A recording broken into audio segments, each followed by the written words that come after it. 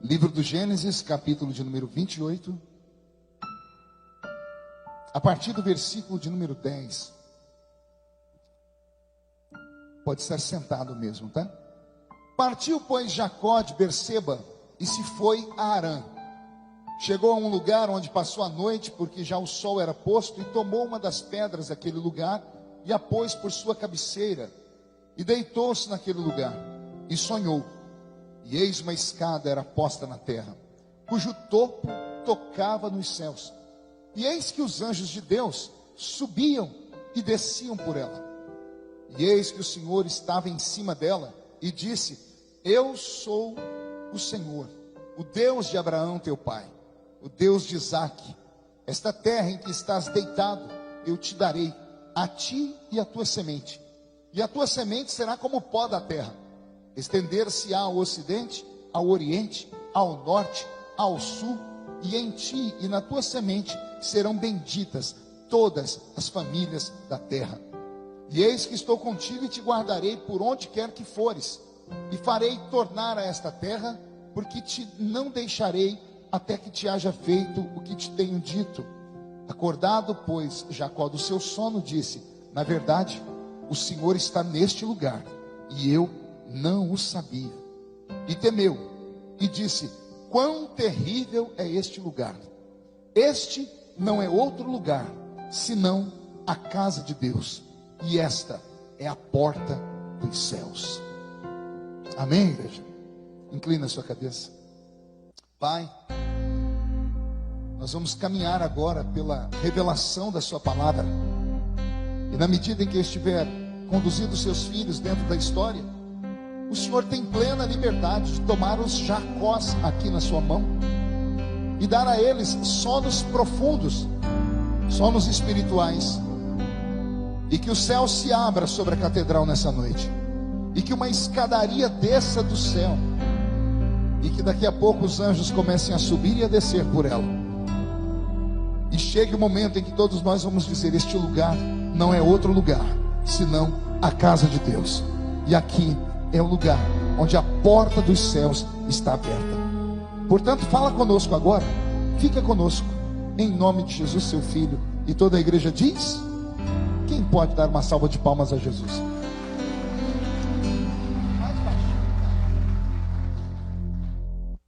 Que texto lindo esse aqui. Imagine você que lá no início dos tempos tem um rapaz chamado Jacó, nome terrível recebido por causa do seu nascimento, que foi estranho. Ele nasce e o ventre da sua mãe tinha mais uma criaturinha lá dentro, que era o seu irmão Esaú. Esaú nasce primeiro, Jacó nasce com a mão agarrada no calcanhar do irmão Esaú. Quando a parteira viu isso, ela só faltou fazer o sinal da cruz, e ela disse para todo mundo ali dentro: esse menino que está com a mão agarrada no calcanhar do irmãozinho dele, queria puxar o irmão para dentro da barriga, para nascer primeiro do que ele. E o pior é que não é uma piada, não é uma historinha fictícia, é fato acontecido. E pior, o pai e a mãe acreditaram nessa história. Cá para nós, gente, quem está dentro da barriga da mãe entende alguma coisa de lei? Sim ou não? Entende de direito, de dever, de herança? Ninguém sabe. Mas naquele mundo antigo, o primeiro filho que nascia, ele era chamado de primogênito. E o primogênito herdava tudo que o pai tinha. Os outros filhos herdavam presentes, mas o primogênito, na ausência do pai, se tornava o pai da família. E olha o que essa parteira está dizendo. Quando ela tirou de dentro da barriga da mãe dele o primeiro filho, que é Esaú, Jacó veio com a mão segurando no calcanhar do irmãozinho. A parteira disse: esse menino que está aqui, o número 2, está querendo puxar o número 1 para dentro, para nascer primeiro, para herdar tudo que o pai dele tem. Ela contou essa história. Sabe o que o pai e a mãe fizeram? Deram um nome maldito para ele: Jacó, que significa enganador, suplantador, desonesto. Imagine você crescer e a vida inteira, quando alguém vai falar com você, lembra do seu nome. E aí, desonesto? E aí, enganador? E aí, suplantador, imagina na escola o bullying que ele deve ter sofrido. A professora fazendo a chamada dos nomes, de repente ela chama enganador. E todo mundo olha para trás e diz: quem é o enganador? Levanta ele, sou eu. Imagina ele tentando namorar alguém. Naquela época tinha que pedir para o pai. E o pai dizendo: pois não, o que você quer com a minha filha? Eu quero namorar ela. E qual é o seu nome? Desonesto, enganador, suplantador. Pode imaginar o que aconteceu com esse garoto. É por isso que a vida inteira ele passa debaixo da barra da saia da mãe, porque a mãe o confortava. O pai se afastou dele por causa disso. O pai se aproximou do primeiro filho de Esaú e transformou Esaú no troféu dele, o caçador. A palavra Esaú significa peludo ou viril, macho, másculo. O primeiro filho que nasceu, o pai disse: esse menino aí é macho, viril, peludo, vai ser um grande caçador. O outro nasceu com a mãozinha colada: isso aí é um desonesto, isso aí é um miserável que não presta para nada na vida. De tanto ouvir isso, ele nunca se conseguiu afirmar na vida. O outro, onde o pai ia junto. Tanto que quando o pai vai morrer, o pai está cego. Ao invés de chamar Jacó, o enganador, ele chama Esaú. Esaú, meu filho, sim, meu pai, prepara aquele guisado para mim, uma comida gostosa, vai caçar, mostra para todo mundo que você é o cara. Pega o melhor animal lá, traga, cozinha, mostra que você é um homem completo e traz para mim. Porque depois que eu comer, eu vou te abençoar. A mãe estava atrás da porta e escutou essa história. O coração dela ficou desse tamanho, assim, pequenininho. Porque ela olhou o pobre do Jacó, que não se aceitava porque ninguém o aceitava. E viu que esse menino nunca ia ser ninguém na vida. O outro, Esaú, ele tinha autoestima lá em cima, porque só ouvia elogios. Só ouvia: esse é o meu filho, é a minha cara, parece comigo, tem isso, tem aquilo, é o meu primogênito. E o outro nunca escutou nada. Seres humanos são movidos àquilo que escutam. Ah, se as pessoas soubessem o poder das palavras. Ah, se as pessoas soubessem o poder que há nas palavras. Esses dias eu estava comentando com uma pessoa, um amigo meu, porque eu não sei, vocês conhecem a história do Brasil. O Brasil, cada lugar é de um jeito. Quem aqui já ouviu piada de gaúcho? Piadas são preconceituosas. Toda vez que eu vou falar de um gaúcho, porque o gaúcho é muito bravo, né? O gaúcho é muito bruto, o jeito dele ser. Os mais antigos eram. Então criou-se a fama de machão. Aí o brasileiro, para sacanear, porque o brasileiro é terrível, toda vez que vai contar uma história de gaúcho, coloca o gaúcho como sendo alguém que não é macho, que não é machão, alguém que é meio estranho, que é fronteiriço. Tanto que todo mundo aqui já ouviu uma história. De tanto contar histórias assim. Olha quem é o governador do estado do Rio Grande do Sul hoje. Assumiu-se homossexual publicamente. Não é à toa essas coisas.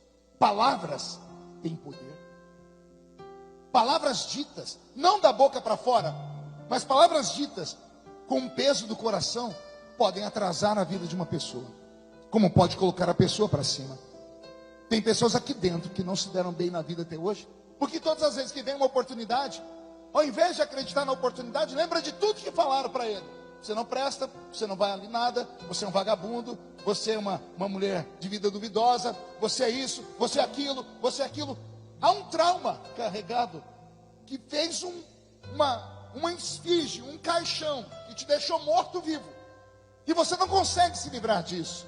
Aliás, não conseguia. Porque hoje você veio na casa de Deus. E na casa de Deus há uma porta para o céu. E daqui a pouco a escada vai começar a descer. E se você sentir que a escada está descendo, em nome de Jesus, dá um jeito de gritar e pular nessa escada. Porque você só tem dois caminhos essa noite: continuar acreditando que você é o verme do carrapato, que você é o zero à esquerda, que todo mundo falou a vida inteira, que você nunca vai ser nada, porque a cor da sua pele é assim, porque o seu cabelo é assado, porque o seu corpinho tem forma disso ou forma daquilo, porque aquele te abandonou, ou você vai continuar chorando as pitangas com pena de si mesmo, ou você vai acreditar no que eu vou pregar aqui agora. Pergunte: o que o senhor vai pregar, pastor? Eu vou pregar a história de um homem que Deus mudou. Deus mudou tanto a vida dele que mudou até o nome dele. Deus falou: você não será mais Jacó, você vai ser Israel. Porque a palavra Israel significa príncipe, porque briga com Deus e com os homens e prevalece. Só que esse Jacó teve que dar um passe de maluquice.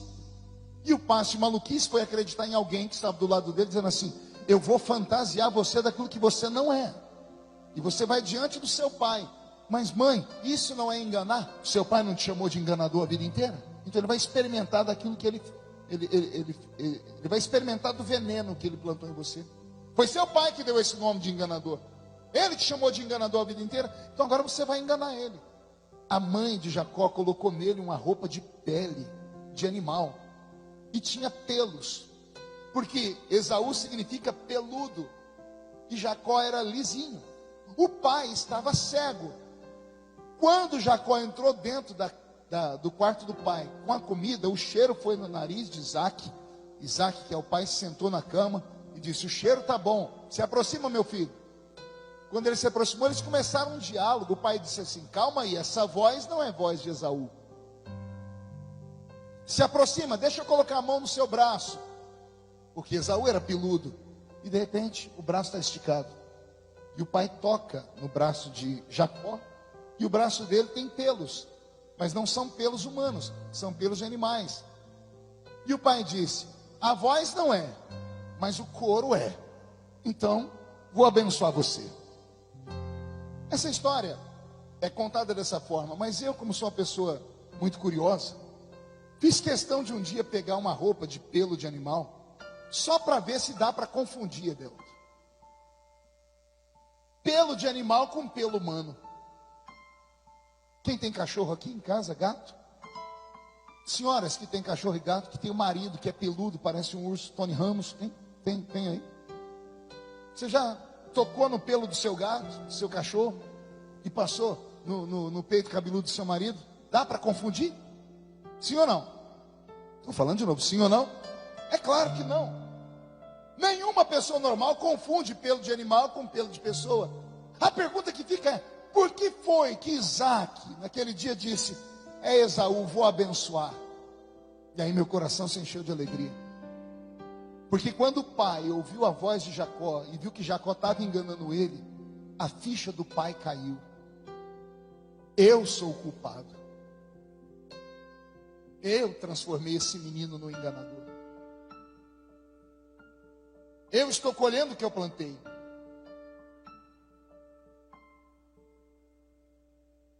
E eu tenho duas coisas a fazer: repreender ele, continuar falando que ele não presta porque está aqui me enganando, ou tentar consertar o que eu fiz de errado. Esaú vai aguentar quando souber, porque a autoestima dele é grande. Jacó não. Se eu der mais um grito aqui, ele se mata. O pai se arrependeu, trouxe o menino e colocou a mão na cabeça dele. Disse: eu te abençoo com as bênçãos do Deus de Abraão. Eu te abençoo com as promessas do Eterno. Tudo que era para ser de Esaú, Jacó levou. Jacó sai do quarto, Isaac deita, sabe que arrumou um problema com outro filho que vai chegar daqui a pouco, não tem mais bênção para ele. A mãe sabe que o filho vai chegar e vai querer matar Jacó. A mãe diz assim: meu filho, você já está com a bênção do seu pai. Olha, você vai agora sumir de casa. Não dá tempo nem de arrumar a roupa, nem uma trouxa, nada. Sai correndo que seu irmão vai querer te matar depois. E a Bíblia diz que Jacó saiu de casa e subiu o alto da montanha.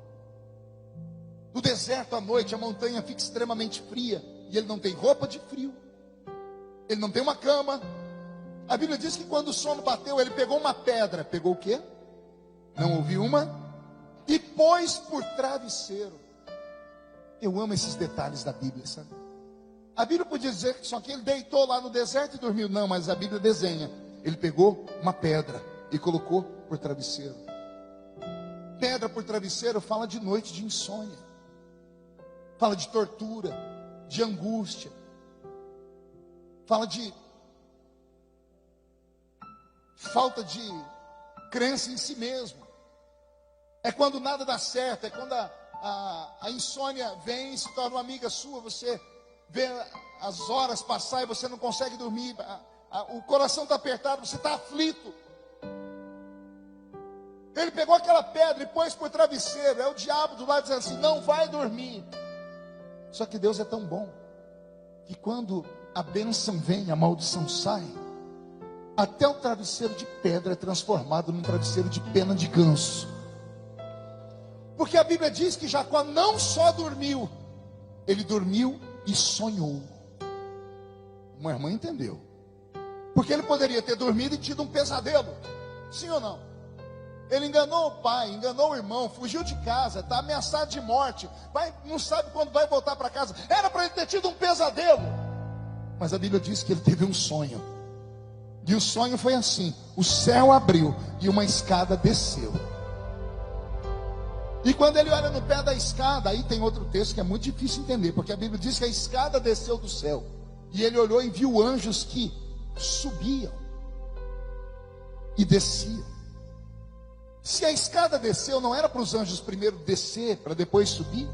Tinha que estar escrito aqui: a escada desceu, e ele viu os anjos descendo e subindo. Mas não está escrito, está ao contrário. A escada desceu do céu, e ele viu os anjos que subiam e desciam. O que aconteceu aqui?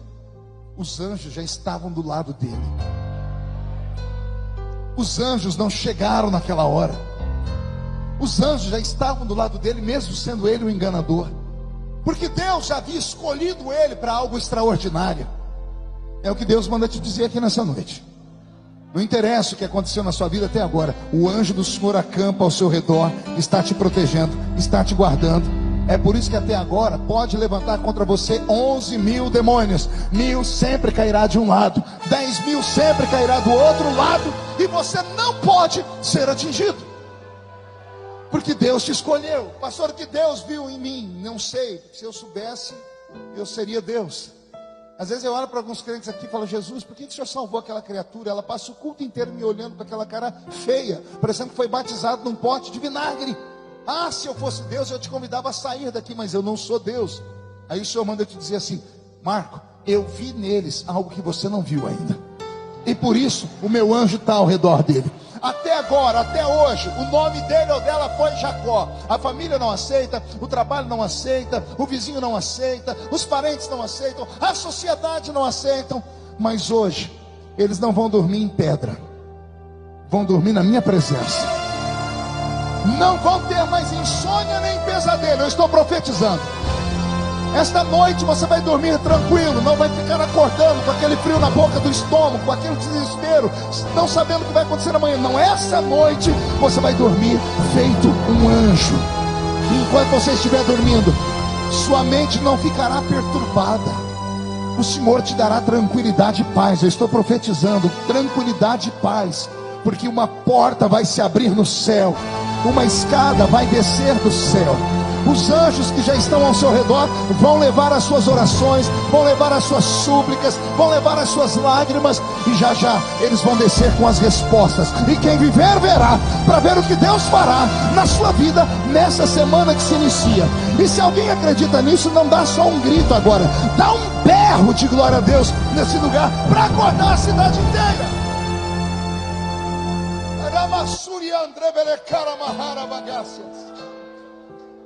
Olha o que eu aprendo aqui.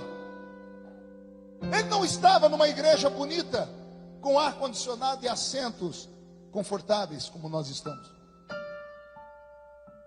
Ele estava no meio do deserto, no alto de uma montanha, um frio de rachar a pele, correndo desesperado. Ele não orou, Edelto. Não tem aqui uma palavra dizendo que Jacó orou antes de dormir. Orar que jeito quando você está aflito? Orar que jeito quando tudo dá errado? As palavras somem, a fé se esvazia. Ele não disse uma única palavra.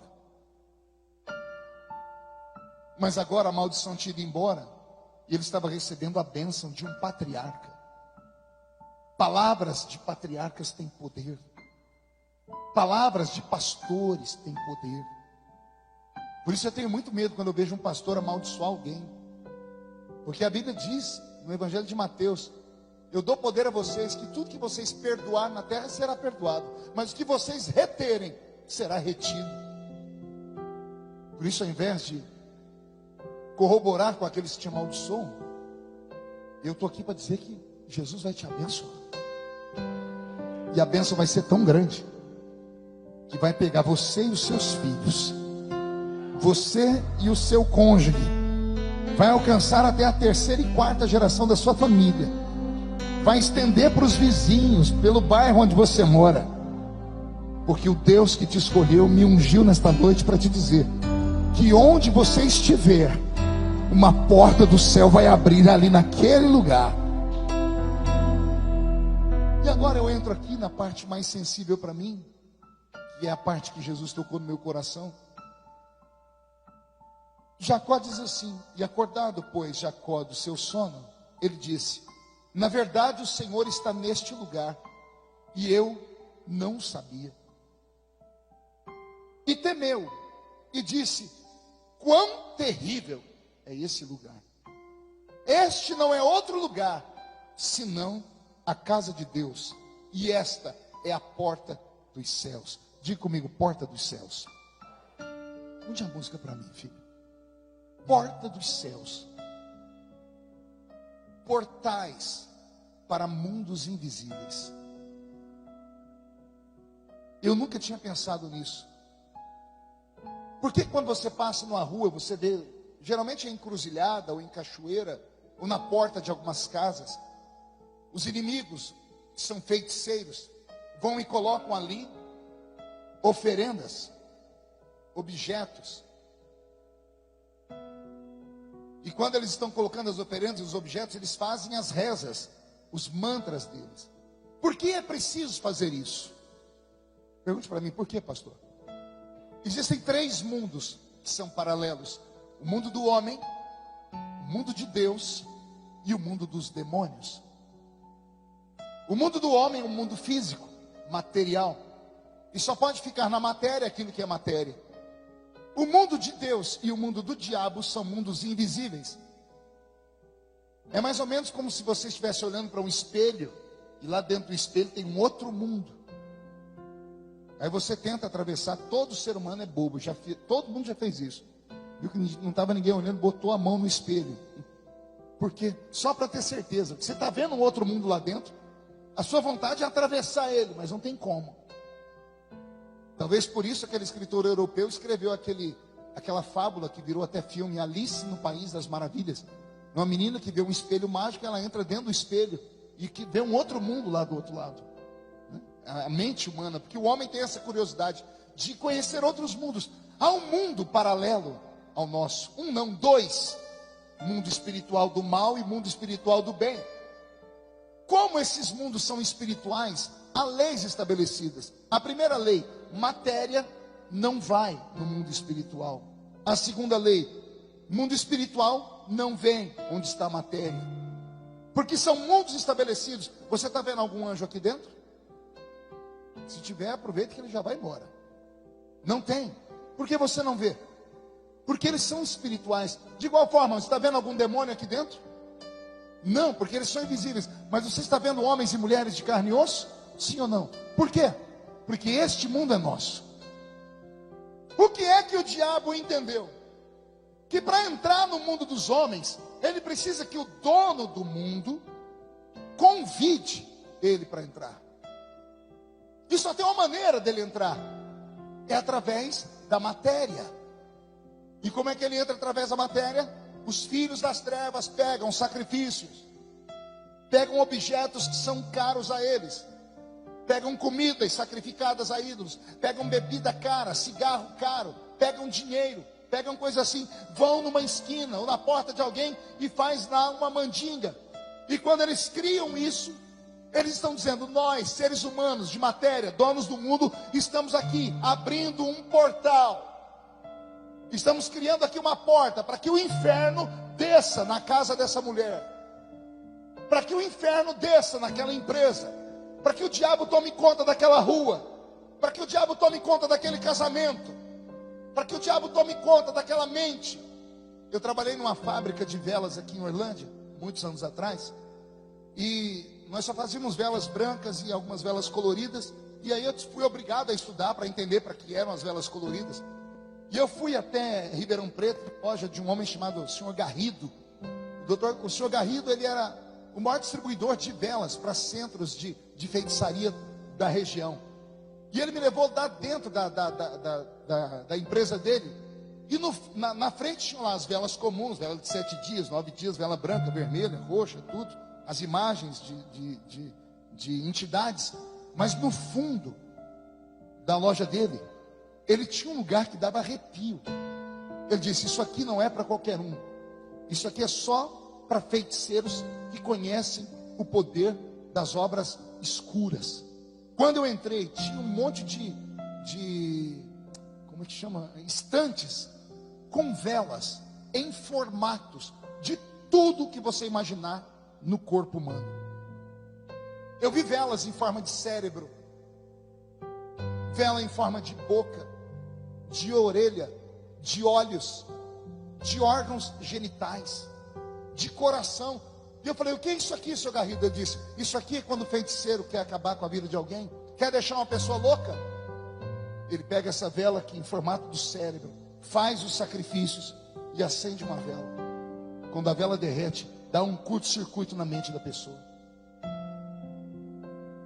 Nos órgãos genitais, deixa as pessoas impotentes, faz nascer doenças. Nos olhos, deixa a pessoa cega. Eu confesso a vocês, eu saí dali passando mal. As trevas conhecem o poder de trazer o inferno para a terra. O homem que é natural não acredita nisso, acha que é loucura. E é isso que o diabo quer, que o homem não acredite que ele existe, porque aí ele pode trabalhar na surdina. Eu não duvido que pessoas que estão aqui dentro estejam debaixo de maldições criadas por feiticeiros. E o feiticeiro não é só aquele que anda com aqueles badulaques, não. No livro de Salmos diz assim: olha, cuidado com os homens de olhos altivos. Olho altivo é olho que cobiça, é o famoso olho gordo. Por isso que o crente tem que se proteger, tem que usar a couraça da justiça, o capacete da salvação, tem que colocar as sandálias nos seus pés, de preferência de fogo, tem que ter na mão uma espada de fogo para cortar os demônios pelo meio. E se o diabo encontrar uma brecha na sua armadura, ele vai tocar ali. Nunca na história houve tantos casamentos sendo desfeitos nas igrejas. Até 10, 15 anos atrás, crente casava e ficava casado até o fim. Hoje ninguém mais casa, porque o mundo se tornou relativo. Não deu certo, a gente separa. E o que foi dito por Jesus sobre o divórcio? E o que foi escrito na Bíblia Sagrada sobre isso? O diabo está destruindo. E como é que ele consegue destruir de maneira tão fácil? Nós queremos resolver tudo no nível dos homens, enquanto o nosso inimigo vai abrindo portais. Não se assuste com o que eu vou dizer. Pessoas vão sair daqui hoje. Quando entrar dentro da sua casa, na porta da casa, na esquina da casa, o Senhor vai abrir os seus olhos espirituais. E Ele vai mostrar obras de feitiçarias que foram feitas naquele lugar. O que eu faço, pastor? O sinal da cruz? Não, você vai repreender. Porque há poder sobre você para isso.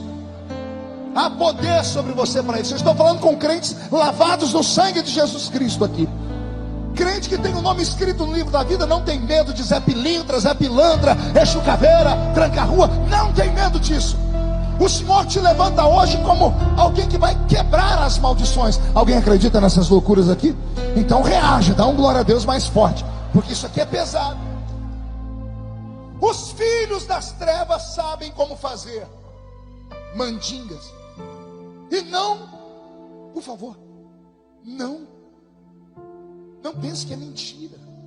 Não ignore, não deboche, porque nós crentes conhecemos o mundo espiritual, ou pelo menos deveríamos conhecer.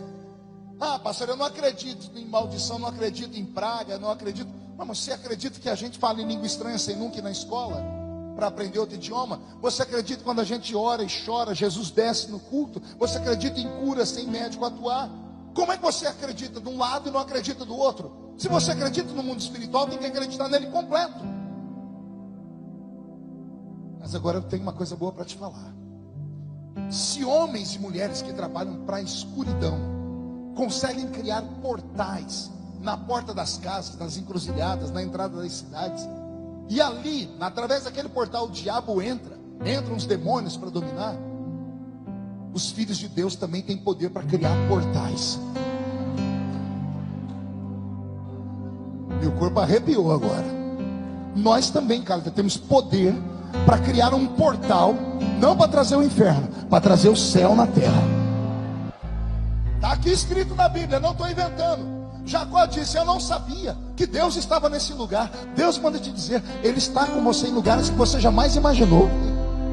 Onde a planta do seu pé pisa, você arrasta o céu para a terra. Onde você entra, os anjos entram com você, ainda que as pessoas não vejam, porque você é o templo do Espírito Santo. Por que você acha que a Bíblia diz que nós temos que ser um sacrifício vivo? Como é que é o nosso sacrifício vivo? Jejum, oração e louvores. Veja só, o que é a igreja quando ela está vazia? Nada. Um templo, um cômodo cheio de cadeiras. Você entra aqui, não tem nada aqui dentro. Aí entra um, entra dois, entra três, também não acontece nada. Mas aí um começa a orar, um começa a cantar, o outro começa a tocar, começa a subir um glória aqui, outro glória ali. Alguém fala em línguas ali, alguém levanta a mão. O que é que acontece nessa hora? O céu se abre. Criamos um portal. E Deus, que está lá sentado nas alturas, olha direto para cá. E Ele diz assim: pode mandar a glória aqui para cima, porque eu vou mandar a glória aí para baixo. Adore a Ele daqui de baixo, e Ele mandará a solução, Ele mandará a graça sobre a sua vida. É por isso que eu me incomodo com gente que vem para a igreja e fica sentado na igreja como se estivesse sentado em um teatro, como se estivesse sentado na poltrona da sua casa assistindo Big Brother. Não, aqui não é lugar de você ter conforto, de ficar com a perna cruzada, com a mão no queixo, mascando chiclete, olhando para o celular. Não, aqui é um lugar onde nós vamos trazer o céu para a terra. Como é que a gente traz o céu para a terra? Gritando, adorando, louvando, guerreando, batendo os pés no chão, cantando, aplaudindo, ofertando, dizimando, dando testemunhos, mandando o diabo embora, expulsando as enfermidades. O céu está baixinho aqui nesse lugar. Você crê nisso? Então reage nessa noite, traz o céu para perto de você.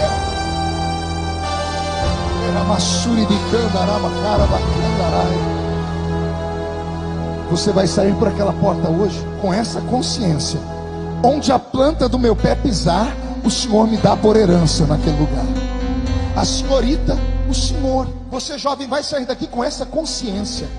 Você é responsável por abrir a porta do céu onde você chegar, quer seja na escola, quer seja no seu trabalho, quer seja no banheiro da sua casa. Se você começar a invocar, Deus vem.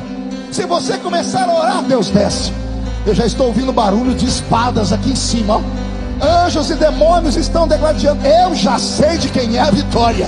A vitória é sua. Está sentindo?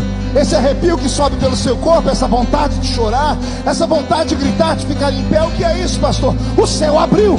Este não é outro lugar. Esta é a casa de Deus. Aqui é a porta dos céus. Os céus estão aqui.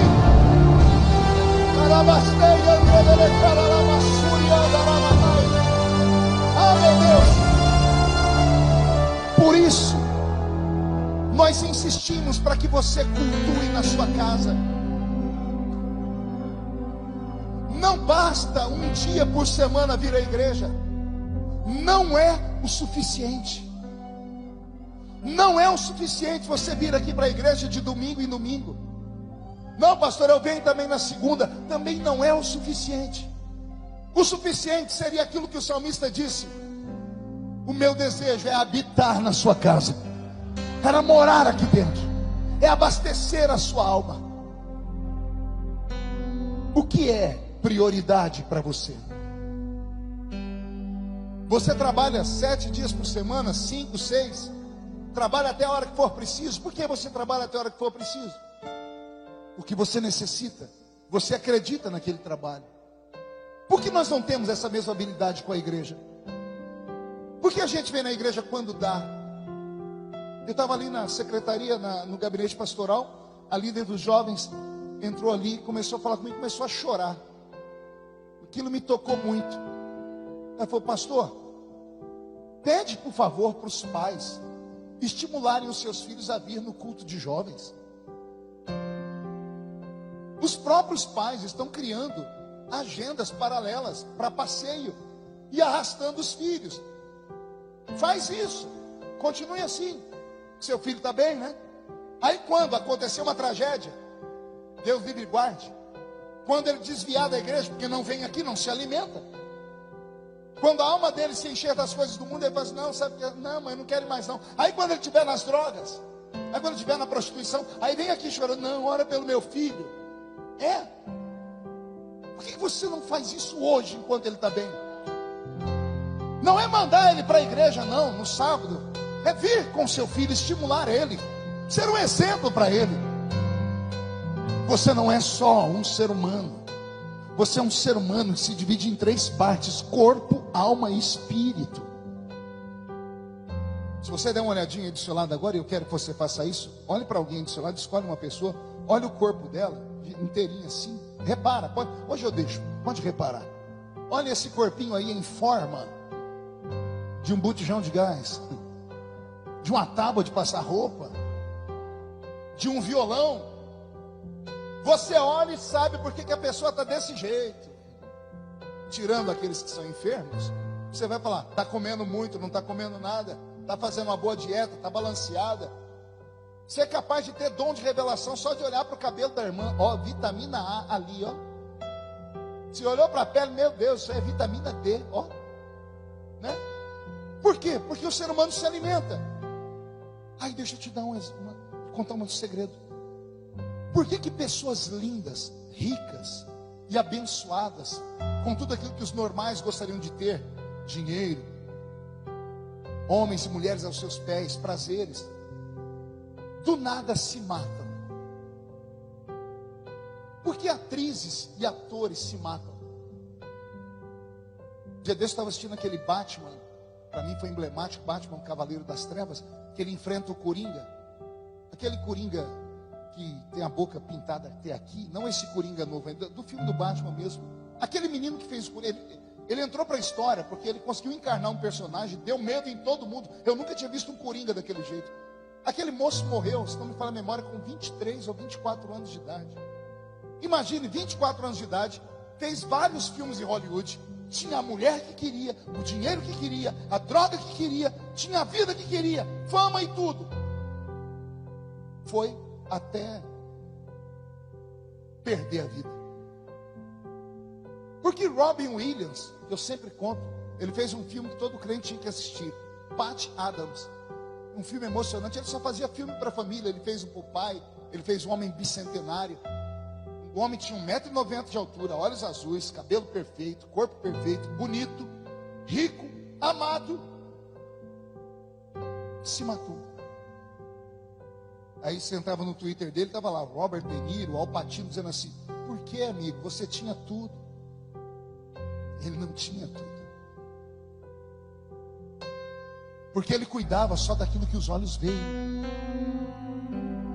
Do que adianta você estar forte com seus bíceps avantajados, a senhora malhando seu corpo na academia todo dia, expondo lá, mostrando nos seus stories, deixando todo mundo até com inveja, mas aqui dentro está morta.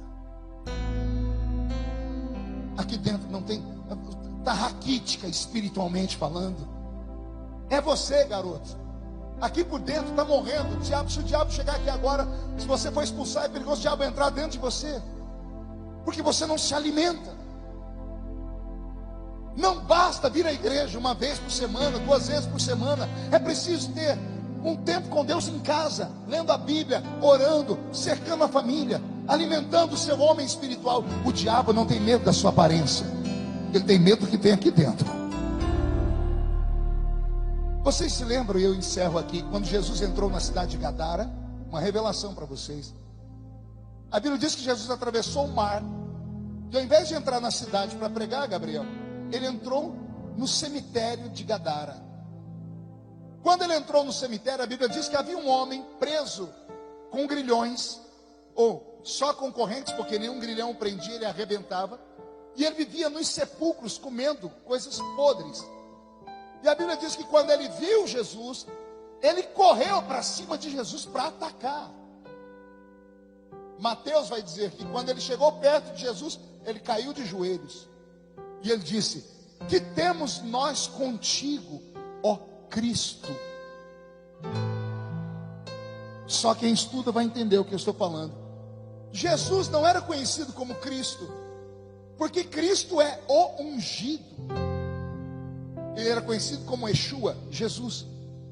Mas o demônio, quando chegou perto dele, não chamou ele de Jesus, chamou ele de Cristo. Pergunte por quê, pastor? Porque o diabo não é onipresente, então não é onisciente. Quando ele viu Jesus, ele achou que Jesus era só um homem que estava entrando ali dentro do cemitério. E os espíritos que estavam dentro do homem se convulsionaram e ele foi para bater em Jesus. Mas quando ele chegou perto, os espíritos enxergam o invisível. Quando eles olharam para Jesus, eles viram dentro de Jesus. E quem é que estava dentro de Jesus? O Cristo, o Deus eterno, o Criador do universo. Jesus era só a carcaça de carne, mas dentro dele estava o Criador do mundo. Os demônios acharam que podiam bater na carne dentro. Quando viram ele, se curvaram. Que temos nós contigo, ó Cristo? Vieste nos atormentar antes do tempo? E aí Jesus repreendeu, perguntou o nome do demônio. Ele disse: meu nome é Legião. E Jesus mandou embora. Demônios não estão ligando porque tem por fora de você, porque eles enxergam você por dentro. E eu queria perguntar: como é que você está por dentro? Tem orado, tem jejuado? A senhora tem feito uma dieta espiritual também? Tem entrado na academia do Espírito? Tem malhado o seu espírito? Como é que eu malho meu espírito, pastor? Joelhinho no chão, voz em oração, mão erguida para cima, leitura da palavra. É assim que a gente se fortalece. Fica de pé comigo. As pessoas brincam e não sabem o que é o diabo de verdade. Muda a música aí, ô filho. Cadê a pastora Ana? A pastora Ana é minha testemunha. Uma vez ela ligou para mim, eu trabalhava na Intel ainda. Ela disse: pastor, o senhor pode ir comigo visitar uma mulher aqui da cidade? Era uma mulher da alta sociedade. Eu não vou dizer o nome por ética, pela família dela. E nós fomos, eu, a Edileuza, a irmã Ana, a irmã Maria, que mora em Bastos, que cuida do grupo de senhoras lá, a pastora Roseli. Eu não me lembro se o pastor Valdeci foi nesse dia. Foi. Chegamos na casa da mulher. Qual era o problema da mulher? Porque ela chamou a gente lá? Porque ela tinha doenças que a ciência não explicava. Ela tinha chegado do hospital do coração de São Paulo, tiraram 1 litro de água do coração dela. Onde é que cabe 1 litro de água no coração? Ela tinha ido aos Estados Unidos colocar uma prótese na perna direita, que ela tinha quebrado. Só que a prótese era inquebrável, pois ela veio para o Brasil e a prótese inquebrável quebrou. E a ciência não conseguia explicar. Então a pastora Ana dava aula, era amiga dela. Nós fomos lá. Sentei na frente dessa mulher e ela com a perna engessada, muito educada, começou a falar com a gente. Uma mulher estudada, se não me falha a memória, ela tinha 4 formaturas, falava 3 idiomas. E eu comecei a falar da Bíblia. Eu comecei a falar da Bíblia, ela começou a falar da Bíblia para mim. Ela recitou textos da Bíblia, lembra, pastor? Citou salmos inteiros. Quando terminou, disse: então vamos orar. Eu não esperei ela perguntar, eu fui orar para Jesus curar ela. Quando eu coloquei a mão na cabeça dessa mulher, ela deu um grito. E ela pulou. Do jeito que ela pulou, ela caiu na cama, em cima da mesa, desmaiada. Os meus braços ficaram paralisados. Tiveram que me dar água com açúcar. Eu não estava esperando aquilo. Eu não tinha visto demônio, eu não tinha visto nada. Quando a mulher voltou em si, ela olhou para a gente e disse: o que vocês estão fazendo aqui? Aí a Ana disse: você me ligou para que a gente... Eu te liguei, eu não tenho nem seu telefone. Não, mas você me mandou vir aqui, está aqui o Marco, falou da Bíblia com você estava falando da Bíblia aqui. Bíblia? Eu nunca li a Bíblia.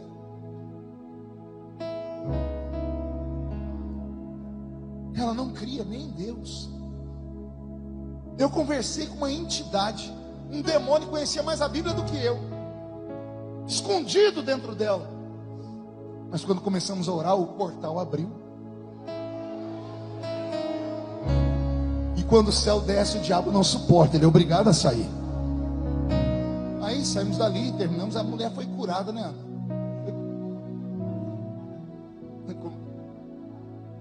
Escutou aí? Eu não ia contar, senão o povo não dorme. A Catherine de noite, só Jesus na casa.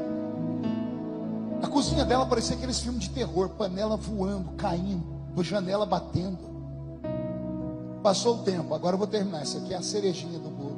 Passou o tempo, a Ana me ligou e disse, vamos lá de novo. Eu disse, agora eu não posso, não consegui sair. Foi ela e uma irmã lá na casa dela, aí escutando.